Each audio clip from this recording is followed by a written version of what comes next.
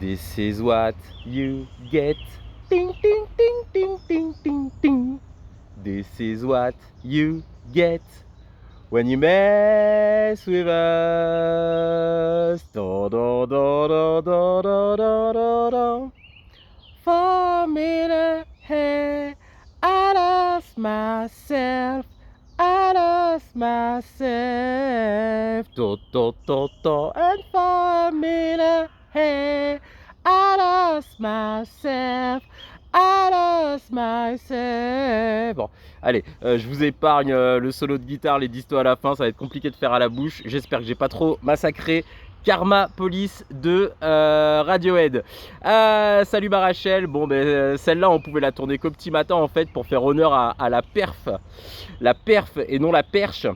La perf qu'on a fait au mois de mai. Pourquoi je dis la perche? Parce que le tout premier match en fait il faisait suite à non Rachel, dis pas qu'il y en a eu plusieurs, c'est pas tout à fait vrai, mais c'est pas tout à fait faux, mais on va dire le point d'orgue des célébrations de mes 40 ans. Voilà, on a fait tout ce qu'on avait à faire pour célébrer ça. Et ensuite on est allé se mater États-Unis-Canada. Le match il était à 2h30 du mat, il a très bien lancé la compète. Et qu'est-ce que je peux vous dire sur ce match? Kansas City, le stade de l'équipe de soccer états-unienne, donc voilà, gros stade, quasiment plein pour venir encourager les Eagles face à leur rivale canadienne. Et un très beau match où voilà, on a vu les Canadiennes mettre beaucoup d'entrain, mettre une grosse domination d'entrée de jeu, de gros impacts sur la ligne d'avantage. Mais les États-Uniennes se sont accrochées. Elles ne concèdent que deux essais d'ailleurs qui font suite à des mêlées canadiennes près de leur ligne d'en but, où en fait le fait d'avoir une mêlée, donc des phases statiques où vous avez voilà, 8 joueuses de l'équipe adverse qui sont concentrées au même endroit, ça leur a permis de prendre de l'élan et de l'espace pour aller marquer en force. Elles mènent 14-0. Au moment du deuxième essai, il reste moins de 10 minutes avant la mi-temps. On se dit wow, là les Eagles elles ont pris un coup de bambou. Et en fait non, parce qu'elles ont une charnière très intéressante. Olivia Ortiz à la mêlée, Mackenzie Hawkins à l'ouverture. Et elles ont mis du jeu au pied très, très pertinent pour trouver de l'avancée. Et ça a permis à Kate Zachary. Donc Kate Zachary, elle est née à Kansas City. Et ça lui a permis justement dans le sillage de sa charnière et de leurs avants de marquer un très bel essai qui a vraiment débloqué le truc, transformé par Mackenzie Hawkins. Derrière il y en a encore un deuxième et on se retrouve essai en coin, superbe contre-attaque. Aleph Kelter, donc Aleph Kelter, si vous en avez jamais entendu parler, c'est une meuf qui faisait du hockey.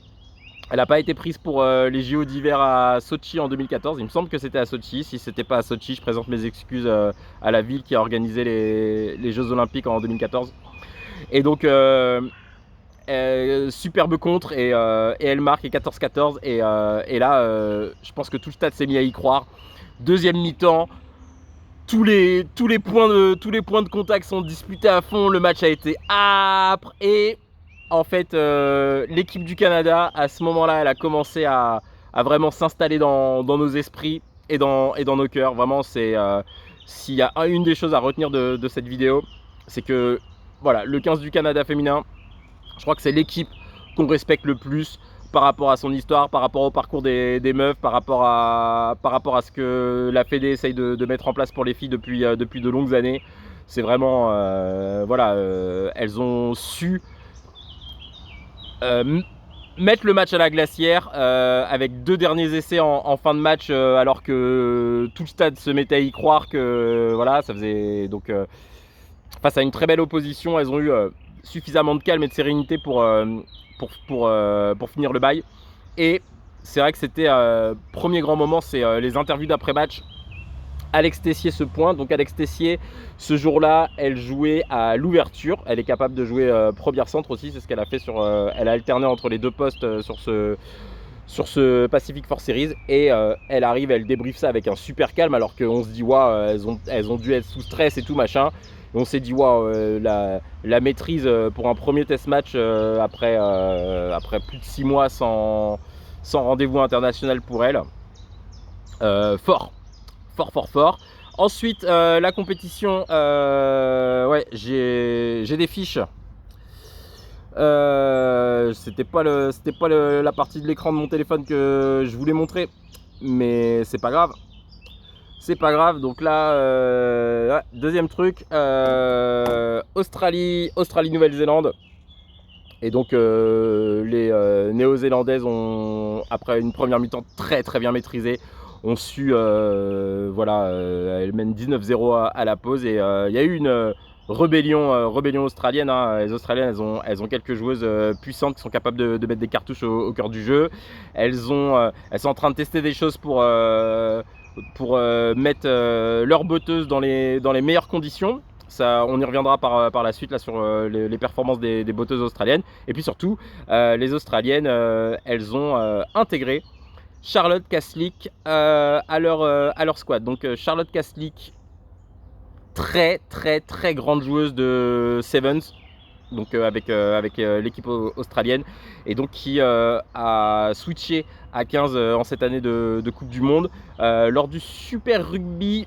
Le Super Rugby Women's, donc elle était alignée avec la franchise des Queensland Reds, et elle s'est hissée, enfin elles se sont hissées, hein, parce qu'elle n'y est pas allée toute seule, en finale face aux Waratahs. Les Waratahs ont gagné, donc elle a été lancée dans cette compète au poste d'arrière. Elle a commencé le Pacific Force Series en tant qu'ailière. Ouais, elle portait le numéro 14 sur le match contre les Black Ferns. Et puis bon, la logique a été respectée, puisque en fait, quand une équipe gagne le Super Rugby Women's, donc les Australiennes et les filles des îles Pacifiques,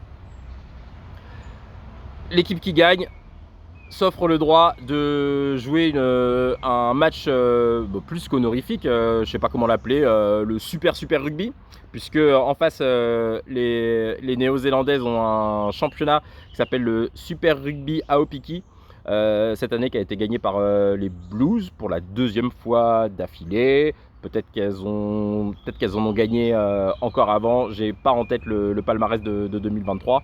Et pour des raisons de brièveté de la vidéo, je vais pas scroller sur le téléphone pour aller vérifier. Donc mes excuses si c'est plus que deux. Donc là, la logique a été respectée. Victoire des Néo-Z 38-12, et résultat assez positif, puisqu'elles étaient dans la configuration qu'on leur connaît depuis 2023. Donc elles ont octroyé 35 contrats fédéraux à leurs joueuses. Elles sont là, par contre, oui, on va quand même vérifier un truc, parce que il y a eu des changements de nom.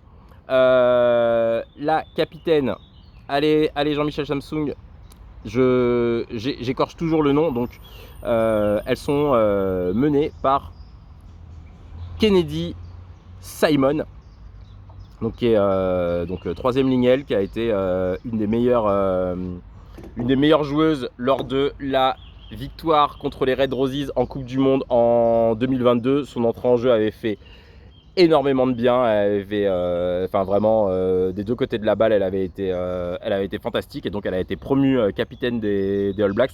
Désormais, elle s'appelle Kennedy Tukuafu. Et donc elle était à la tête de cette équipe Néo-Z considérablement rajeunie. On va lancer quelques noms, puisque je pense que sauf blessure ou énorme méforme à la Coupe du Monde, ces filles-là feront parler d'elles.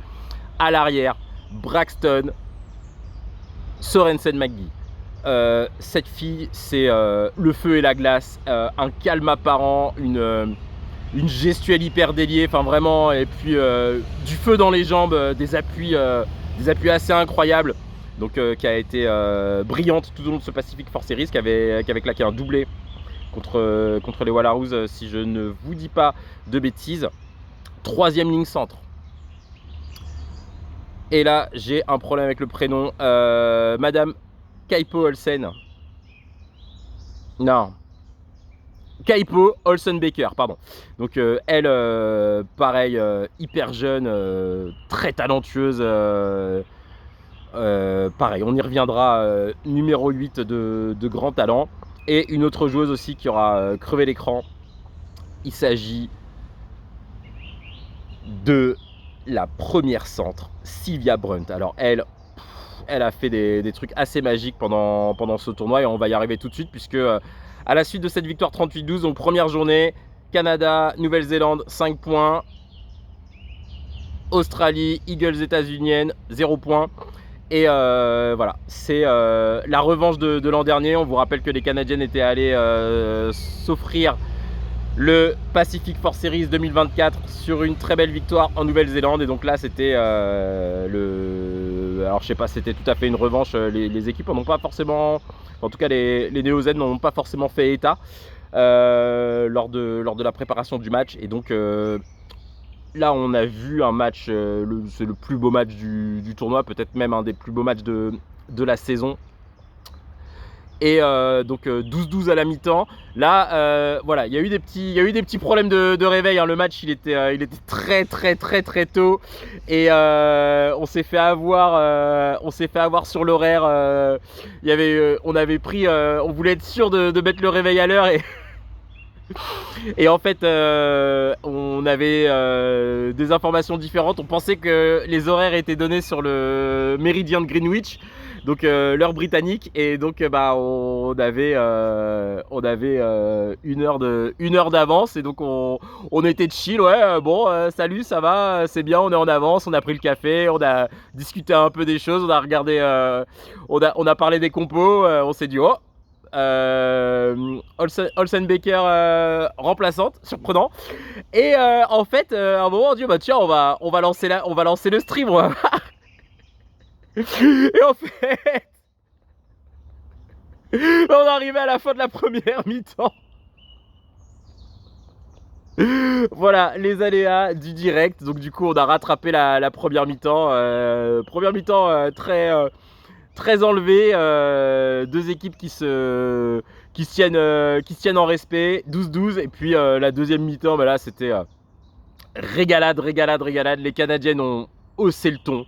Vraiment, je pense que leur pack, la force collective de leur pack a été voilà, en mêlée elles ont dominé, en touche elles ont pris tout ce qu'elles avaient à prendre.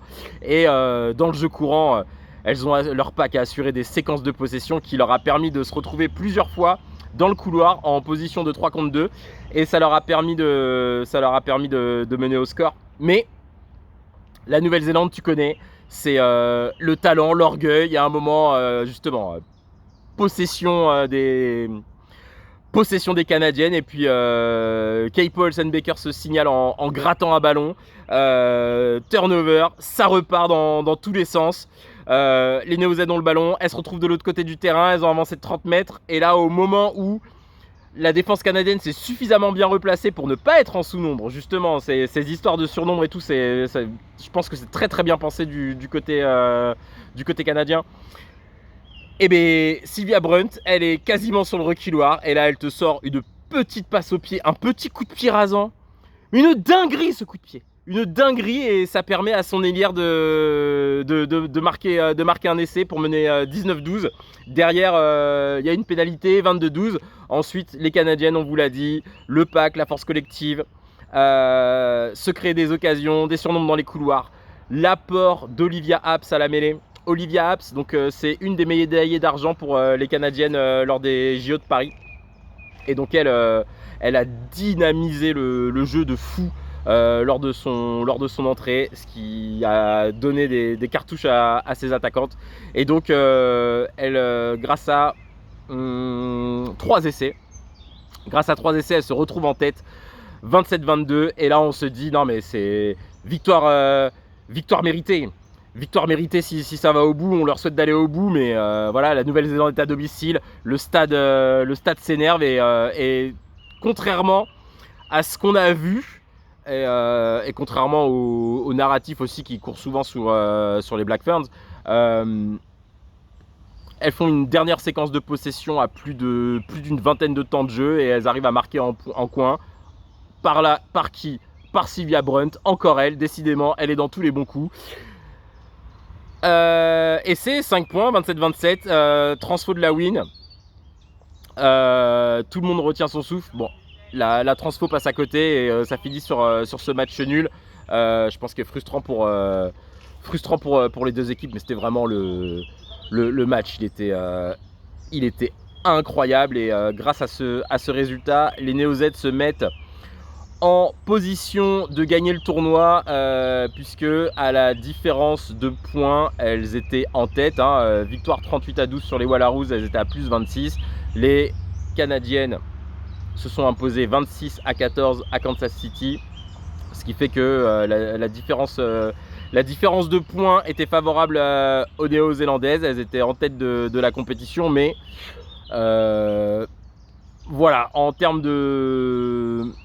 Je sais pas, j'aime pas ce terme, mais voilà, moralement, les Canadiennes auraient mérité mieux. Mais bon, voilà, c'est la Nouvelle-Zélande. Et puis bon, bah, je vous zappe le Australie-États-Unis, on y reviendra en fin de vidéo. Et donc, on arrive, donc là, les deux équipes Nouvelle-Zélande-Canada ont 7 points au classement. 8 points au classement, pardon, puisque comme les deux équipes ont marqué plus de 4 essais lors de leur match nul, donc c'est 2 points pour le match nul, 1 point de bonus offensif, donc elles ont 8 points chacune. Et donc bah, c'est à celles qui gagneront le mieux. Et voilà, les Canadiennes, pareil, ont reproduit une performance incroyable au niveau du pack, très clinique aussi avec leurs 3 quarts. Et donc elles s'imposent 45-7 face aux Wallaroos. Et donc à ce moment-là, au moment où nous on quitte le stream, le match il était à quelque chose comme 6h du mat et le Australie-Canada, non c'était l'Australie-Canada, bon, bah, bref. Oui c'est ça, le Australie-Canada s'est disputé en premier, excusez-moi.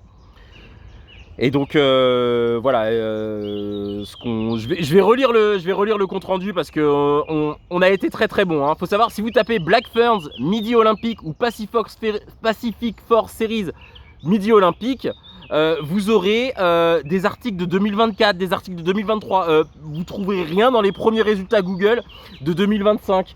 Donc on peut dire que Rugby Rama good. Midi Olympique better, Georgie best. Ah enfin je la cale en vidéo, celle-là ça fait 5 ans et j'arrive enfin à la caler. Donc le Australie-Canada, je vous reprends notre compte rendu, tapé dans la foulée du match en attendant le match des Black Ferns. Donc Imperial en touche et largement dominatrice sur la ligne d'avantage. Les joueuses canadiennes s'offrent une très large victoire à Brisbane. Malgré quelques sursauts et l'apport de joueuses puissantes en seconde mi-temps, les Wallaroos sont vraiment tombés sur un os. Face à l'organisation et la capacité à se replacer de la défense canadienne, cela a été très dur pour elles de trouver de la vitesse balle en main. Apprentissage à la dure pour cette jeune équipe. À l'heure où j'écris ces lignes, les Black Ferns ont besoin d'une victoire bonifiée et de 25 points d'avance sur les US Eagles pour s'adjuger le trophée. Mais quoi qu'il en soit, le 15 du Canada est l'équipe qui nous a laissé la plus forte impression du point de vue de la force collective. Voilà, ça c'est ce qu'on a écrit avant de basculer sur le match des Black Ferns. Après, on a parlé du pack canadien. Par contre, il y a quelque chose qu'il faut souligner côté Black Ferns, la seconde ligne. Maya Ross, Alana Bremner, elles ont fait un tournoi incroyable. Les deuxième ligne, c'est un poste de l'ombre, les tâches obscures, tout ce que vous voulez. Mais voilà, que ce soit pour accélérer les libérations de balles suite au plaquage, pour ralentir les possessions adverses, pour plaquer des meufs, pour prendre des ballons en touche, enfin vraiment, et même pour apporter des solutions dans le couloir quand le jeu s'y prête. Elles ont été fantastiques, vraiment fantastiques. Vraiment, même si la force collective et le pack canadien nous ont laissé la meilleure impression, en deuxième ligne, les Black Ferns, c'est très lourd, très costaud. Et voilà, la deuxième ligne, c'est... non, vous allez me dire, tous les postes sont importants au rugby, mais voilà, quand tu as une deuxième ligne qui est forte comme ça dans le jeu courant, ça facilite beaucoup de choses pour pour une équipe, et c'est voilà, on va pas commencer à dire des trucs du genre l'attaque gagne des matchs et les deuxièmes lignes gagnent des tournois, mais voilà, vous avez l'idée. Si vous voulez savoir si une équipe est robuste, regardez les performances de sa deuxième ligne. Si vous êtes impressionné, c'est une équipe qui a de quoi aller très très loin. Donc on arrive, les Black Ferns contre les Eagles, ça a été un festival. 13 essais, 5 en première mi-temps, 8 en deuxième mi-temps. Portia Woodman, septuplé, elle a marqué 7 essais.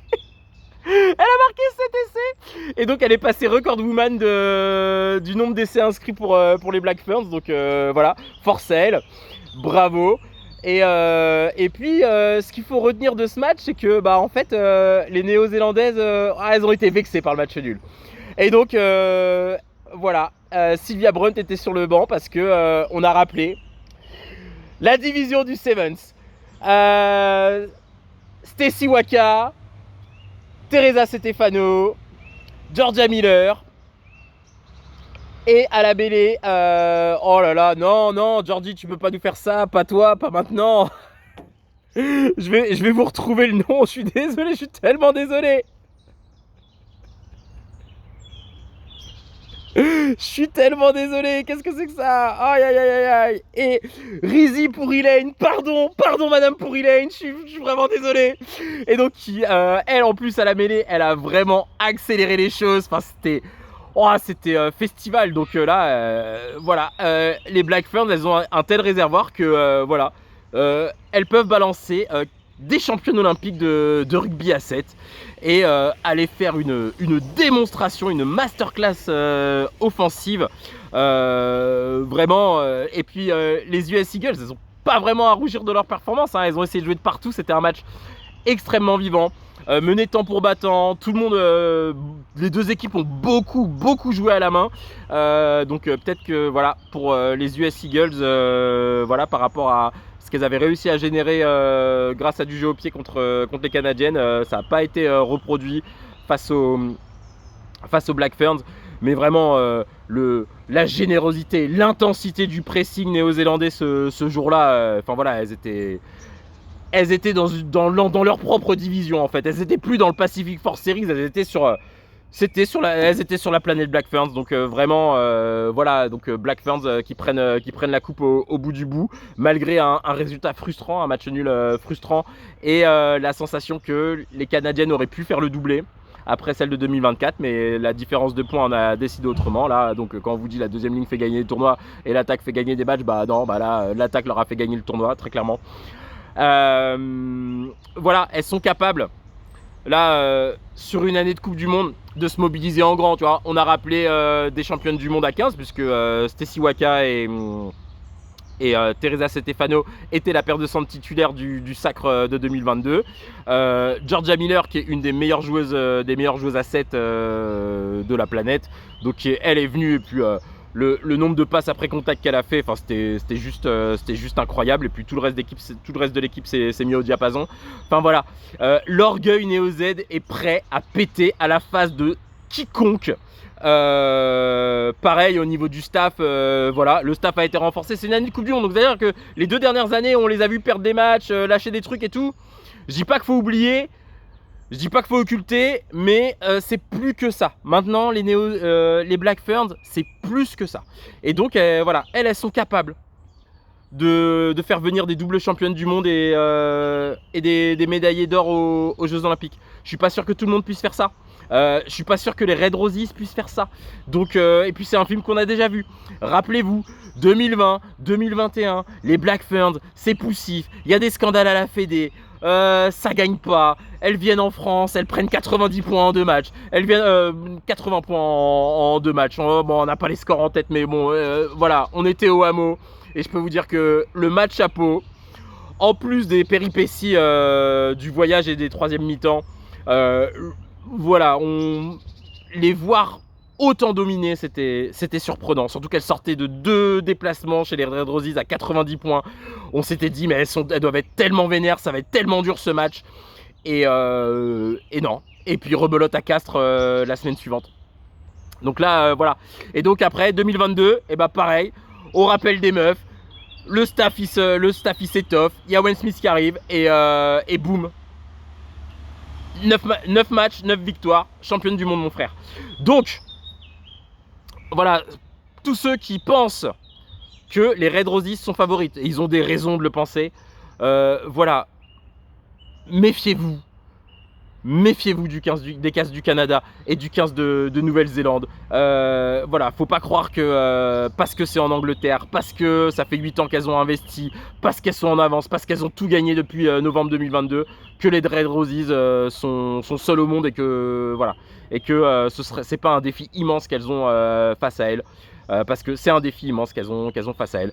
Elles n'ont pas de championne olympique en leur sein, les Red Roses. Elles n'ont pas de double championne du monde de rugby à 15 dans leur sein, les Red Roses. Et puis si vous tapez Black Ferns Official sur Google, vous tombez sur la page d'accueil du site officiel des Black Ferns. Et elles disent « Nous sommes la première équipe de rugby au monde !» Voilà, donc dans leur tête, les néo-zélandaises, elles sont pas challengeuses, elles ont ça en elles, elles ont ça, voilà, elles ont dans le sang le truc d'être favorites et de venir en Angleterre pour aller toper une 3e Coupe du Monde consécutive. Donc voilà, doucement sur les histoires de favoris. Après, il y a une équipe qu'on n'a pas citée, on va la citer brièvement, c'est le 15 de France, bien sûr, qui derrière doit s'autoriser à rêver. Voilà. Dans un bon jour, il faudra de toute façon 4 belles performances pour se hisser au dernier carré. Et dans le dernier carré, tout lâcher et faire des petites surprises et pouvoir gagner la Coupe du Monde. Donc voilà, au niveau des favorites, ce qu'on a vu, c'est très intéressant, très riche d'enseignements. Vraiment... Le 15 du Canada, gros respect sur lui et je suis sûr qu'elle aussi, elle se prépare pour gagner une Coupe du Monde. Donc voilà, et puis on a vu les Néo-Zélandaises, elles répondront présent. Dernier match dont on n'a pas parlé, donc le match pour la 3e place, donc entre les Wallaroos et les Eagles. Match très intéressant, c'était à Canberra. Lui, on était à l'heure pour le mater. Donc quand les deux équipes sont entrées sur le terrain, il y avait un moment très émouvant. Donc avec des personnes des communautés autochtones australiennes qui ont dit bienvenue à Canberra, bienvenue sur le territoire. Enfin il y avait comment dire, c'était en langue autochtone et tout. J'ai pas toutes les rêves, donc je vais pas faire le prouveur à balancer des noms, mais c'était vraiment c'était vraiment une entrée en match, une entrée en la matière sublime. Bienvenue à Canberra, bonne chance aux deux équipes et tout. Enfin, c'était vraiment un très grand moment en termes de fair play, d'esprit sportif. Et voilà, je tenais à le dire. Enfin, vraiment, nous devant nos écrans, voilà, les poils, c'était très beau et le match était très intéressant. Je vous mets le compte rendu. Australie 27, USA 19. Au terme d'une partie très animée, les Wallaroos prennent le dessus sur les US Eagles grâce à leur solidarité en défense et leur finesse tactique en attaque. Que ce soit le 50-22 trouvé par Faitala Moleka, donc ouvreuse du 15 d'Australie. La feinte de Maul ouvrant une brèche à Ash Masters. Donc ça c'est vers la 50e minute ou avant la mi-temps, je sais plus. Touche australienne dans les 22 des Eagles. Et donc là, il y avait eu plusieurs ballons portés qui ont précédé cette action. Ballon porté, enfin touche, réceptionné par la sauteuse. Et donc là, au moment où ça semble se constituer en ballon porté et que la défense états-unienne, que le pack des Eagles se met à la pousser pour pouvoir contrer, bah non, le ballon sort très vite et Ash Masters marque l'essai. Ensuite, le coup franc joué de façon supersonique par Lane Morgan. Donc il y a eu un coup franc sur mêlée. Et donc Lane Morgan, demi-mêlée des Wallaroos ce jour-là, en a profité pour se faire la malle, le jouer très rapidement. Et donc dans un moment un peu, alors je vais pas dire d'égarement, mais elle a surpris les Eagles. Et donc ça a donné un autre essai Wallaroos. Donc là, c'était pour dire un peu toutes les finesses qui ont été amenées par les trois quarts australiennes. Les joueuses du pack ont aussi été décisives en contrariant la touche adverse et en obtenant de nombreuses pénalités au sol. Donc là, voilà, il y a eu en touche, les joueuses états-uniennes ont été contrées. Et puis au fur et à mesure du match, Les Wallaroos ont marqué 3 essais en première mi-temps, il y avait 21 points, puis après elles ont marqué 2 pénalités par Faitala Moneka. Et donc là, vous avez eu l'équipe états-unienne qui s'est un peu désorganisée, qui s'est frustrée. Il y a eu un geste d'humeur de la part d'Alev Kelter qui a donné un carton rouge et donc qui a encore amenuisé les chances américaines de victoire. Donc c'est pour vous... Voilà, je vous explique ce qu'il y a derrière la phrase qu'on a mis dans notre compte-rendu. Donc je reprends la lecture du compte-rendu. Vous mettez tout ça ensemble et vous arrivez à contenir des Eagles qui ont dominé en termes de possession et d'occupation du terrain grâce à leur qualité de percussion et leur esprit offensif. Là, l'indiscipline et la grande performance en défense des Aussies ne leur ont pas permis de renverser le score après l'heure de jeu.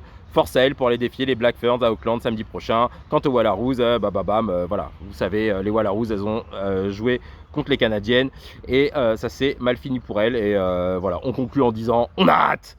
Voilà, donc maintenant ce qu'on a hâte c'est de retrouver tout ce beau monde à la Coupe du Monde. Il y aura des matchs de préparation, on en parlera je pense au moment de faire les vidéos des poules. Et voilà, Orlando Rachel, accrochez-vous parce que là ce qu'on a fait pour 3 semaines, une fois, faudra le reproduire 4 fois pendant la Coupe du Monde puisqu'il y a 4 poules de 4 équipes, donc 4 mini-compètes de 6 matchs pour déterminer le tableau final de la Coupe du Monde. Et là, on a vraiment très hâte. Voilà. Voilà, je salue celles et ceux qui regardent la vidéo. Je salue aussi celles et ceux qui me donnent beaucoup de force, qui m'ont donné beaucoup de force ces dernières années, puisque j'ai eu une très bonne nouvelle. Ça y est, l'attente est terminée et je vais enfin pouvoir reprendre une licence de sportif du dimanche pour pratiquer le sport que j'aime le plus au monde, à savoir le football gaélique avec mes copains. Et voilà, c'est un immense soulagement et voilà, ça va permettre de tourner la page du fait de suivre des saisons de sport professionnel de A à Z, puisque voilà, c'est officiel, je vais pouvoir redevenir un sportif du dimanche. Et voilà, je me concentrerai sur ma saison sportive de A à Z, et puis les autres compétitions pro, on jettera un œil et on donnera notre avis un peu quand on veut, comme on veut, mais pas de façon aussi régulière. Donc voilà, mais d'ici la prochaine saison sportive, il y a Coupe du Monde, août-septembre. On va tout faire pour répondre présent et pour vous régaler. Ce sera très certainement notre dernière danse, au moins sur un tournoi mondial. Et voilà, on est très excités. Merci de votre attention, des bisous.